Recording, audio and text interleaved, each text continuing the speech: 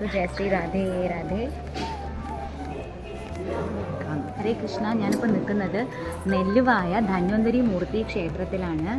നമ്മുടെ കേരളത്തിൽ ധന്വന്തരി മൂർത്തിക്ക്, അതായത് ധന്വന്തരി മൂർത്തി അറിയാലോ, ഭഗവാന്റെ വിശേഷപ്പെട്ട അവതാരമാണ്. പാലാഴി കടഞ്ഞ് അമൃതകുംഭമായിട്ട് ഭഗവാന്റെ അവതാരമായിട്ട് വന്ന ആളാണ് ധന്വന്തരി മൂർത്തി. ഒരു കയ്യിൽ അമൃതകുംഭമുണ്ട്, മറ്റേ കയ്യിൽ അട്ട. അറിയാലോ, നമ്മുടെ കേരളത്തിൽ തന്നെ എല്ലാ ആയുർവേദ ആചാര്യന്മാരുടെയും കുലഗുരുവായിട്ട് അല്ലെങ്കിൽ കുല ദൈവമായിട്ട് കാണുന്നത് ധന്വന്തരി മൂർത്തിയാണ്. എല്ലാ ആയുർവേദ ആചാര്യന്മാരും എല്ലാ ആയുർവേദ വിദ്യാർത്ഥികളും ഈ ധന്വന്തരി ക്ഷേത്രത്തിൽ ഒന്ന് പ്രാർത്ഥിക്കാറുണ്ട്. അപ്പോൾ അവരുടെ എല്ലാ ചികിത്സകൾ ഫലിക്കാനും എല്ലാത്തിനും ധന്വന്തരി മൂർത്തി, ഭഗവാന്റെ തന്നെ അവതാരമായ ഈ ധന്വന്തരി മൂർത്തിയുടെ അനുഗ്രഹം ഉണ്ടെങ്കിലേ പറ്റുള്ളൂ. നെല്ലുവായ എന്ന് പറഞ്ഞിട്ട് നമ്മൾ തൃശ്ശൂർ വടക്കാഞ്ചേരി പട്ടാമ്പി റൂട്ടിലാണ് ഈ അമ്പലം ഉള്ളത്. അപ്പോൾ മലപ്പുറത്തുനിന്ന് ഞങ്ങൾ എങ്ങനെയാണ് വന്നതെന്ന് വെച്ചാൽ ആദ്യം കുന്നംകുളം കയറി, കുന്നംകുളത്തുനിന്ന് പിന്നെ ഞങ്ങൾ നെല്ലുവായ എന്ന് പറഞ്ഞിട്ട് ബസ്സിൽ കയറിയിട്ടാണ് വന്നത്. ഒരു എന്താ പറയുക, വളരെ പുരാതനമായിട്ടുള്ള ക്ഷേത്രമാണ്. ഇവിടുത്തെ പ്രധാനപ്പെട്ട വഴിപാടെന്ന് പറയുന്നത് മുക്കുടി നിവേദ്യമാണ്. നമുക്ക് ഉദര സംബന്ധമായ പ്രശ്നങ്ങളൊക്കെ ഉണ്ടെങ്കിൽ അതിന് പരിഹാരമായിട്ടാണ് മുക്കുടി നേദിക്കുന്നത്.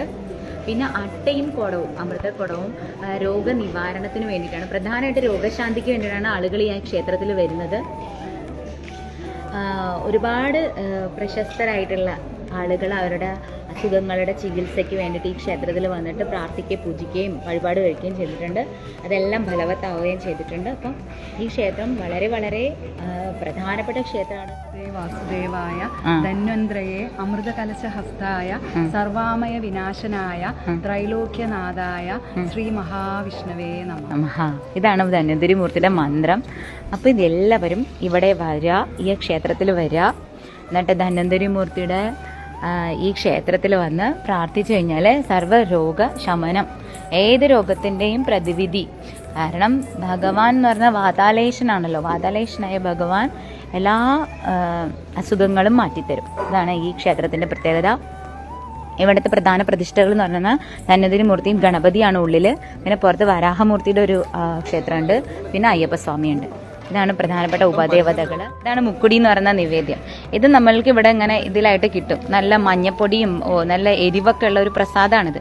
ഇത് നമ്മൾ നേദിച്ചിട്ട് ഭഗവാന്റെ മുന്നിൽ, ഇതായപ്പോൾ അവർ കണ്ടില്ല, പ്രാർത്ഥിച്ചിട്ട് നടക്കിൽ നിന്നിട്ട് ഇത് കുടിക്കണം. അവിടെ ഭഗവാന്റെ മുമ്പിൽ നിന്നിട്ട് ഇത് കുടിക്കണം. അസുഖങ്ങൾ, ഉദര സംബന്ധമായ അസുഖങ്ങൾക്കൊക്കെ പരിഹാരമാണ് ഈ ധന്വന്തരി മൂർത്തിയുടെ ഈ ഒരു പ്രസാദം എന്ന് പറയുന്നത്. ഞാൻ പുറമേക്ക് കാണിച്ചത് നല്ല ഭംഗിയുള്ള സ്ഥലമാണ്, നല്ല ഭംഗിയുള്ള ക്ഷേത്രം. പ്രധാനപ്പെട്ട ഇതെന്ന് പറയുന്നത് നെല്ലുവായ ഏകാദശിയാണ്. ധന്വന്തരി മൂർത്തിയുടെ ഏകാദശിയാണ് ഇവിടെ പ്രധാനപ്പെട്ട ഒരു ദിവസം എന്ന് പറയുന്നത്, ഏകാദശി ദിവസം. ഈ ക്ഷേത്രത്തിനെ പറ്റിയിട്ടുള്ള കാര്യങ്ങളൊക്കെ എഴുതിയിരിക്കുകയാണ്.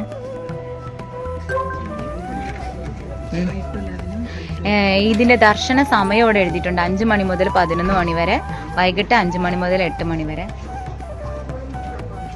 ദർശന സമയം. പ്രധാനപ്പെട്ട ദിവസം എന്ന് പറയുന്നത് ഞാൻ പറഞ്ഞില്ലേ, ഏകാദശി ദിവസമാണ്, നെല്ലുവായ ഏകാദശി ദിവസം. ധന്വന്തരി ഏകാദശി എന്നാണ് ഇവിടെ അത് സെലിബ്രേറ്റ് ചെയ്യുന്നത്. അപ്പം അതൊക്കെയാണ് ഈ ക്ഷേത്രത്തെക്കുറിച്ച് പറയാനുള്ളത്. ക്ഷേത്രക്കോളമുണ്ട്. അങ്ങനെ നമ്മൾ നല്ലൊരു ബ്യൂട്ടിഫുൾ സ്ഥലമാണ് കേട്ടോ. ഞാൻ ഇവിടേക്ക് ഒന്ന് കാണിച്ചു കൊടുക്കട്ടെ. ഒരാൽത്തറ, ഒരു കുളം, ഇത് അവിടെ ഒരു അമ്പലക്കുളമുണ്ട്, പിന്നെ ഇവിടെ ഒരു കുളമുണ്ട്. നല്ല ഭംഗിയുള്ള ഒരു സ്ഥലം. നെല്ലുവായ എന്ന് പറയുന്നതിന് കാരണം ഇവിടെ ഫുള്ള് നെല്ലുവയലായിരുന്നു പണ്ട്. അപ്പോൾ ആ നെല്ലുവയലിൻ്റെ ഇതായിട്ടാണ് ഇതുണ്ടോ, നെല്ലിൻ്റെ വയലായിരുന്നു, വയലിൻ്റെ കരയിലാണ് മൂർത്തി ക്ഷേത്രം. ബ്യൂട്ടിഫുൾ ആയിട്ടുള്ള ക്ഷേത്രം.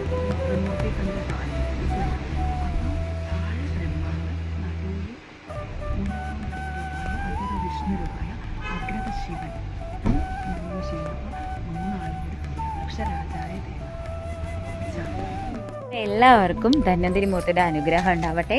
എല്ലാവരും ഈ ക്ഷേത്രത്തിൽ വരിക. കേരളത്തിലെ വളരെ പ്രധാനപ്പെട്ട ഒരു ധന്വന്തരി മൂർത്തി ക്ഷേത്രമാണിത്. ഇനി കേരളത്തിൽ എവിടെയൊക്കെയാണ് ധന്വന്തരി മൂർത്തിക്ക് പ്രധാനപ്പെട്ട ക്ഷേത്രങ്ങൾ ഉള്ളതെന്ന് എനിക്ക് പറഞ്ഞു. ഇവിടെ അടുത്ത് തന്നെ ധന്വന്തരി മൂർത്തിയുടെ ഒരു ആശുപത്രി ഉണ്ട് കേട്ടോ, ധന്വന്തരി ആശുപത്രി ഉണ്ട്. ഇനി കേരളത്തിൽ വേറെ ഏതൊക്കെയാണ് ധന്വന്തരി മൂർത്തിയുടെ ക്ഷേത്രങ്ങളുണ്ടെന്ന് നിങ്ങൾ എനിക്ക് പറഞ്ഞു തരണം. ഓക്കെ, എല്ലാവർക്കും ഭഗവാന്റെ രാധാറാണിയുടെ ധന്വന്തരി മൂർത്തിയുടെ അനുഗ്രഹം ഉണ്ടാവട്ടെ. സർവം ശ്രീ രാധാകൃഷ്ണാർപ്പണമസ്തു. ജയ ശ്രീ രാധേ രാധേ. ഹരേ കൃഷ്ണ.